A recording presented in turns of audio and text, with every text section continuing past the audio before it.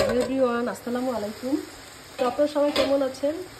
নিশ্চয়ই ভালো। আর সবার তো ঈদ চলে গেছে, আমাদের এখানে আজকে ঈদের তৃতীয় দিন।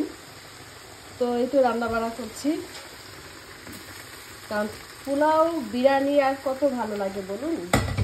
আমরা হচ্ছি ভাতে মাত্র বাঙালি, আর আমাদের ভাত মাছ না হলে ভালো লাগে না। আর তাই আজকে সকাল সকাল রান্না করছি লাক্স মাছের দো পেঁয়াজা, তারপর সবজি ভাজি।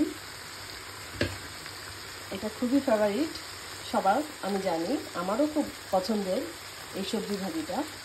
আর এখানে তো চাল ধুয়ে রাখছি, এটা আমি ফ্রাই করি। চালটা অন্তত 5-10 মিনিট আমি ভিজিয়ে রাখি, তারপর রান্না করি।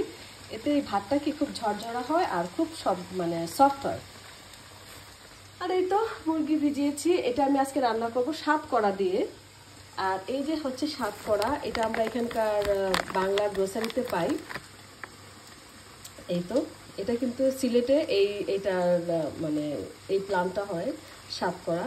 এটা খুবই ফেভারিট একটা ফল বলা চলে। এটা রান্নাতে দেওয়া হয় মাছ অথবা মাংসে। তো আমি ভাবছি আজকে এই চিকেন ভুনা করব সাতকড়া দিয়ে।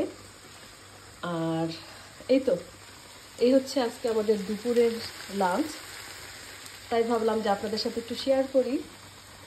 আর যাদের এখন আর ভালো লাগবে না পোলাও বিরিয়ানি, তারা এই ধরনের আইটেমগুলো ঘরে করতে পারেন, অথবা যে কোনো ধরনের ভর্তা ভাজি এগুলোও করতে পারেন।